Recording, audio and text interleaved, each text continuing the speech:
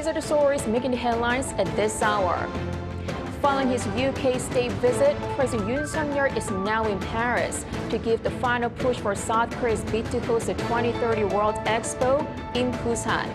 Yoon will once again pitch Busan Expo's vision for solidarity ahead of the voting next week. We also look back at his past campaign efforts since taking office. Top diplomats of South Korea, Japan, and China will meet in Busan this weekend. It will be the first such meeting in 4 years to discuss three-way cooperation and possibly lay the groundwork for a trilateral leaders summit. Over in Gaza, Israel and Hamas will begin a 4-day ceasefire on Friday, which will see Hamas releasing the first batch of Israeli hostages in exchange for Israel freeing Palestinian prisoners.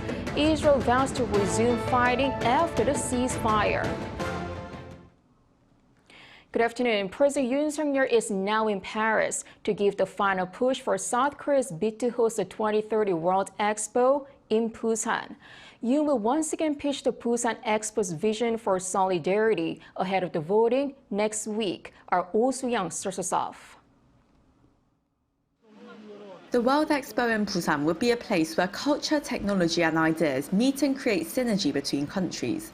That's according to President Yoon on Thursday, addressing representatives of the Bureau International Day Expositions in Paris, as he pushed for South Korea to host the 2030 edition of the exhibition. The international fair, which began with London's Great Exhibition in 1851, is held every 5 years to showcase humanity's advances in science, industry and culture as mirrors of their time, and also set out visions for the future. It's the second time this year that the South Korean president has visited the French capital, where the organising body of the World Expo is located. It is here in Paris, where the final vote for the host city will be held on Tuesday. Busan, Riyadh and Rome are in the running to host the World Expo that will run from May to October in 2030, with representatives of 182 BIE member states casting a secret vote. At a banquet held to promote Busan's bid on Thursday, Yoon greeted Paris-based diplomats and BIE delegates and highlighted the growing interest in Korean culture, including food, music and movies, among people around the world. He said with the appeal of Korea and Busan's cultural assets, the exhibition in 2030 would promote understanding and exchanges of different cultures, technologies and ideas as an expo of solidarity. Korea is a country of future of technology, innovation, very dynamic, very attractive in terms of culture. And one way to leverage on this is to leverage on tangible things, which means foreign policy, working on cooperation for existing projects, trade, but it's also intangible. Intangible means culture and means potential in science, innovation. And actually the intangible aspect is the most attractive feature of Korea in Europe and many countries these days.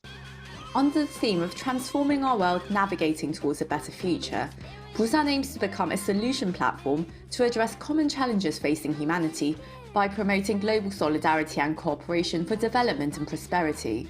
The theme is rooted in South Korea's history of transformation, from the ashes of the 1950 to 53 Korean War to become a tech and cultural powerhouse. During his 3-day stay in Paris, Yoon will hold more BIE-related engagements, leading efforts across government and the private sector, including the nation's top conglomerates like Samsung, LG and Lotte. The top office has hinted that the final presentation for Busan will be delivered by an influential figure in the international community. Oh Soo-young, Arirang News, Paris. President Yoon has been at the forefront himself in promoting Busan's expo bid since the start of his presidency. And now he's giving it one final push in Paris. Our Kim Do-yeon has the highlights of the president's campaign. 105 key figures from 91 countries met during 12 overseas trips and one nosebleed. That's the sum of President Yoon's all-out effort to host the World Expo 2030 in Busan as the campaign to host the expo comes to an end in Paris next Tuesday. For him, it is an opportunity for South Korea to become a true leader in the global community while giving Busan an opportunity to develop further. A big win both domestically and internationally. In fact, it only took 20 days from his inauguration to kick things off as he chaired the first committee meeting on the bid. 우리가 가진 모든 역량을 결집해야 합니다. 정부의 교섭 사절단 구성과 파견 계획을 조속히 마련해야 합니다.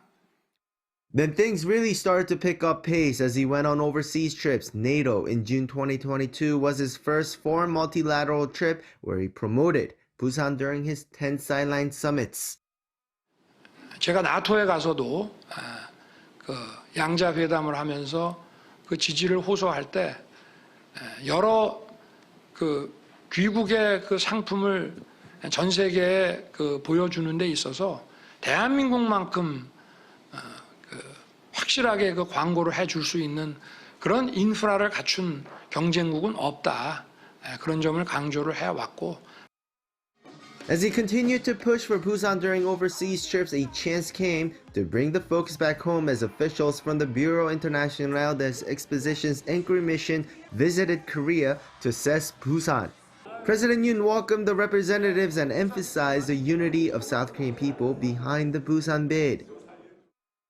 미래 세대가 더 나은 세상을 꿈꾸고 세계 시민이 더 나은 미래를 꿈꿀 수 있도록 박람회 유치 활동을 진심을 다해 펼쳐가고 있습니다.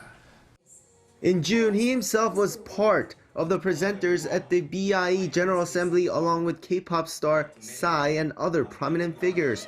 This is something the other contenders, Saudi Arabia and Italy, did not do, showing the unity from the top of the government to each citizen was the exact edge Busan offered. We will make it the best World Expo of all time. Central and local governments, companies and citizens, all political parties, and more than 7.5 million overseas Koreans are truly united in their wish for the Busan Expo. The true highlight was his trip to New York for the UN General Assembly in September. In a span of 5 days, he had 41 sideline bilateral summits with other leaders in town. All this as he made a UN address urging the closing of division in the world, saying the Busan Expo 2030 was perfect for that. 그동안 이루어낸 성장과 발전의 경험을 국제사회와 널리 공유함으로써 대한민국이 국제사회로부터 받은 도움을 돌려드리고자 합니다. It was during a cabinet meeting after this trip, according to reports, that the president suffered a nosebleed due to fatigue. But it was also the pressure, as amid extreme political and social divide in the country, the Busan Expo is one thing that's wanted by both sides of the aisle. Kim Do-yeon, Arirang News. Meanwhile, more than a dozen international human rights groups have jointly urged BIE members to vote against Saudi Arabia's World Expo bid due to the country's poor human rights record. In an open letter to the BIE, the World Expo organizer, 15 rights groups, including Democracy for the Arab World Now, European Saudi Organization for Human Rights, and Freedom House and the Human Rights Foundation, said BIE member states should vote against Saudi's 2030 World Expo candidacy during the voting next week. The group says Saudi Arabia routinely commits human rights abuses such as arbitrary detention, target women's rights activists, and violation of freedom of expression, and that hosting the expo will serve as a cover-up for systemic human rights abuses. Saudi Arabia's capital city Riyadh is in a three-way race against Busan and Rome to host the expo.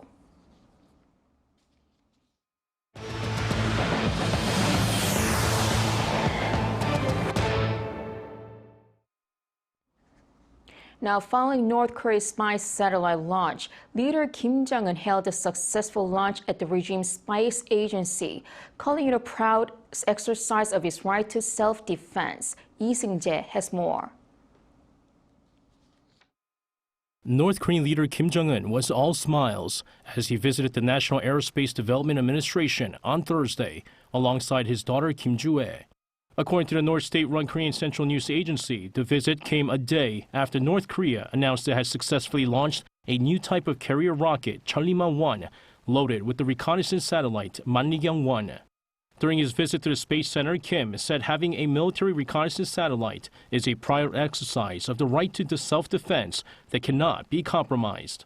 Praising scientists, engineers, and executives who led the successful launch of its first spy satellite, Kim said the satellite has greatly improved the regime's war deterrence capabilities.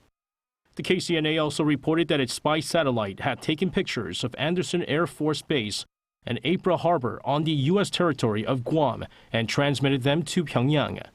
The North Korean leader saw the satellite photos during his visit and called for the need to operate more reconnaissance satellites to enhance the North's self-defense capabilities and the effectiveness of its military strike means. North Korea said that the military reconnaissance satellite will officially begin its mission on December 1st. Lee Seung-jae, Arirang News. Top diplomats of South Korea, Japan, and China will meet in Busan this weekend. It will be the first such meeting in 4 years to discuss three-way cooperation and possibly lay the groundwork for a trilateral leaders summit. Our foreign affairs correspondent Bae Eun-ji has more. Top diplomats of South Korea, China, and Japan will sit down for talks to discuss ways to resume the holding of a trilateral summit between their leaders that has not taken place for the past 4 years. Seoul's foreign ministry announced on Friday that Foreign Minister Park Jin and his Chinese and Japanese counterparts, Wang Yi and Yoko Kamikawa, are set to meet in Busan on Sunday. Foreign ministers of the three countries last held such a meeting in August 2019 in Beijing. The ministry explained that the three officials will discuss details regarding resuming the trilateral summit, as well as ways to boost cooperation between the three countries, and other regional and global matters will also be on the agenda. The ministry added that Park will also host separate bilateral meetings with his Chinese and Japanese counterparts. The trilateral summit between the presidents of the three countries was last held in December 2019 in China's southwestern city of Chengdu. It has not taken place for more than 4 years, largely due to the COVID-19 pandemic and strained relations between Seoul and Tokyo. The South Korean government, which aims to hold this kind of summit before the end of this year, has been in talks with Japan and China after the three countries agreed to hold a three-way meeting at an early date during a senior officials meeting in September. Sunday will also mark the first time in more than 2 years that Chinese Foreign Minister Wang Yi is visiting South Korea. All eyes are now on the message China will send in response to heightened tensions on the Korean peninsula following North Korea's recent military spy satellite launch. Bae Eun-ji, Arirang News. Over in Gaza, Israel and Hamas will begin a 4-day ceasefire on Friday, which will see Hamas releasing the first batch of Israeli hostages in exchange for Israel freeing Palestinian prisoners. Israel vows to resume fighting after the ceasefire. Shin Se-byuk with the latest. Israel and Hamas are set to begin a 4-day truce on Friday. The beginning of the pause will be 7 a.m. Friday, the 24th of November, and it will last, of course, as agreed, for 4 days. This means a comprehensive ceasefire in the war-torn Gaza Strip, marking a brief respite from the war that began after Hamas launched attacks on Israel on October 7th. Also happening at the beginning of the truce, according to Qatari mediators, is the release of the first batch of hostages. 13 Israeli women and child hostages will be released at around 4 p.m. on Friday. The two sides also have agreed to release a total of 50 hostages out of some 240 kidnapped within the 4 days. In return, Israel will free 150 Palestinians currently being held in prison. Humanitarian aid will also start flowing into the Gaza Strip. According to officials in Gaza, since the October 7th attack, nearly 15,000 people have died in Gaza, including over 6,000 children, while some 36,000 people have been injured. And the death toll could be even larger as authorities in Gaza pointed to difficulties in retrieving bodies as the war escalated. Meanwhile, Israeli Prime Minister Benjamin Netanyahu said the war will continue after the pause. We'll continue with our war aims, namely to eradicate Hamas. Israeli Defense Minister Yoav Gallant, speaking to Israeli Navy troops on Thursday, also vowed that Israel would resume, quote, intense fighting after the, quote, short truce. 신세벽, Arirang News. South Korea and Brazil will be boosting bilateral cooperation in various areas of trade and industry, such as supply chains and the digital, green, and bio sectors. Seoul's Trade Ministry announced on Friday that South Korea and Brazil have signed a trade and investment promotion framework.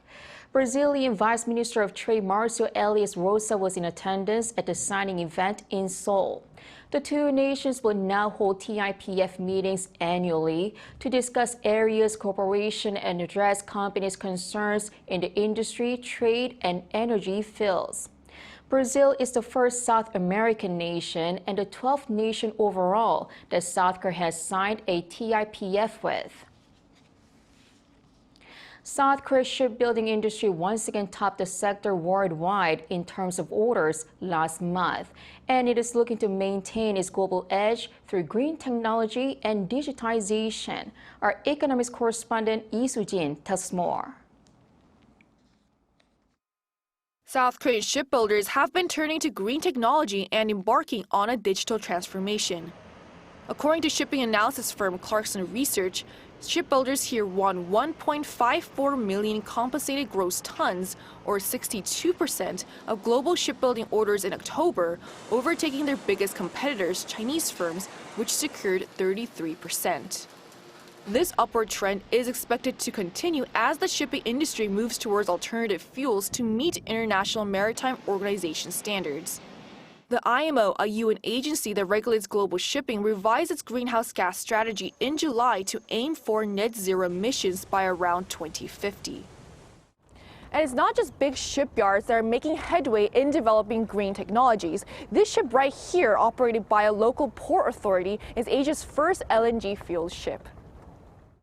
It uses truck-to-ship bunkering, where LNG is transferred from a truck to a ship, as well as an alternative maritime power system, where ships in port use electricity from the national grid, rather than generating their own using diesel generators. Most of these operations, such as the LNG bunkering, have also been digitalized and can now be managed from a command post on the ship's bridge. There are also smart shipyards such as one in Hanwha Ocean, where robots and virtual reality are used in the building process to increase efficiency and shorten development cycles. We are working towards incorporating the latest ICT technologies to connect the entire shipyard and establish a smart and secure development system that can be operated autonomously. It has also established a high-tech lab dedicated to researching ways to prevent sloshing or liquid movement that can damage tanks that contain liquid fuels such as LNG. And accelerating digital transformation will help South Korea stay competitive in shipbuilding, according to an industry expert. The big three are already doing a considerable amount of their own technological development. This means that by 2030, it's highly likely that we will at least be able to reach the third stage of digitalization. The third stage of digitalization includes building a ship with an AI platform that will give directions to the crew on how to fix any issues, with the fourth and final stage being completely unmanned ships. Lee Soo-jin, Arirang News.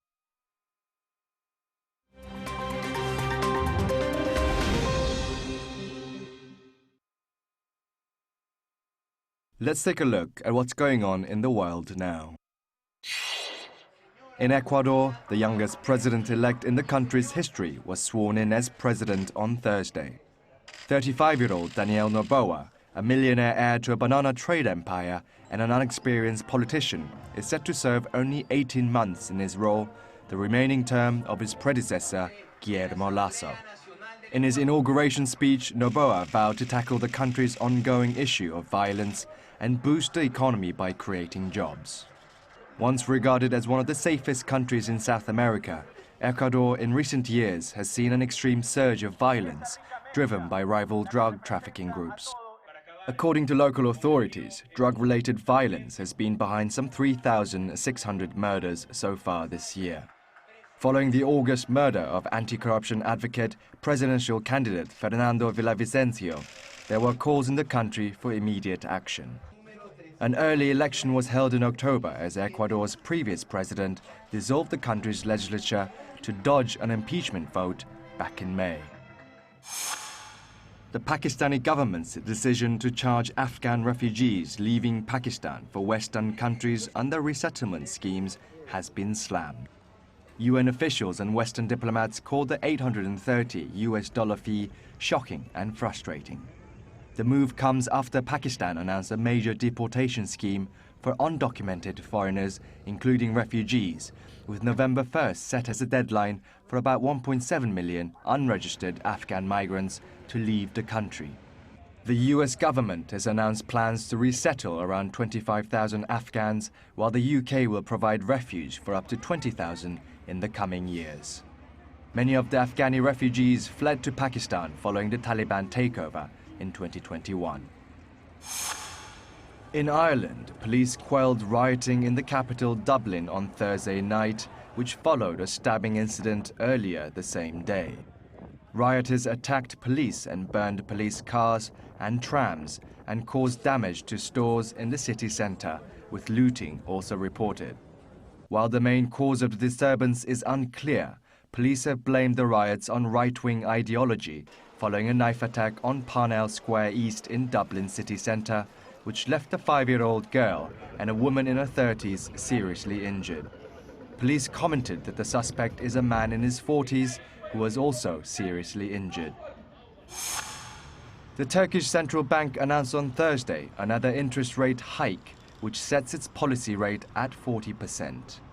The new interest rate sees an increase of 5 percentage points from the previous policy rate as the Turkish Central Finance Agency aims to curb the double-figure inflation, which came in at 61.36% last month. This interest rate hike is 6th in a row by the central bank. Interest rates were just 8.5% in 2018. Kim Ji-young, Arirang News.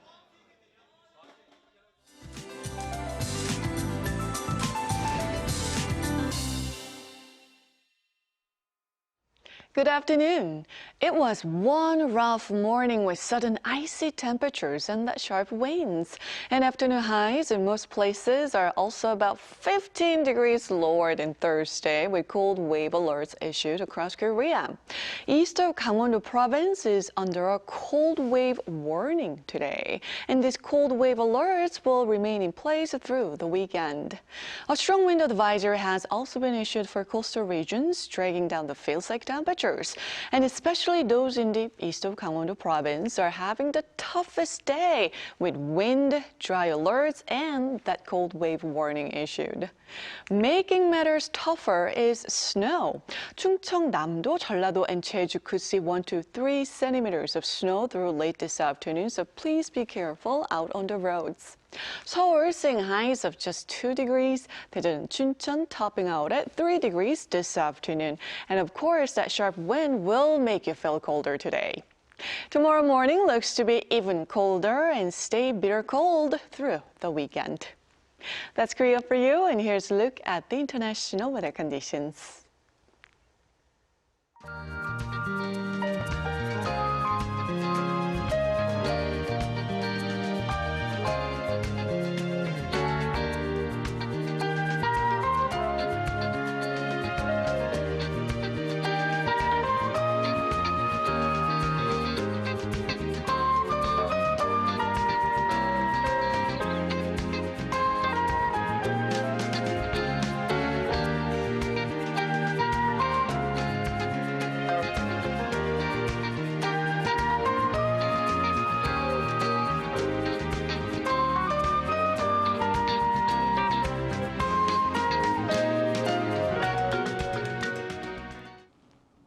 It's the biggest sales event in the U.S., Black Friday. But for those of you getting promotions deals from South Korea, there's one thing to remember: tax. Because whenever you do overseas shopping, you become an importer, and the item has to pass through customs. If you buy items worth less than $200 from the U.S., they are duty-free. Well, this limit drops to $150 for most other countries. For anything over the limit, your shipping service will attach a file about the tax and payment instructions. You can calculate the estimate on the Korean Customs Tax website. And if you ever return your item, you can get the tax back too. But some sellers pay taxes and include them in the price. But in that case too, you're still paying the tax anyway. Well, that is all for today. Thanks for watching.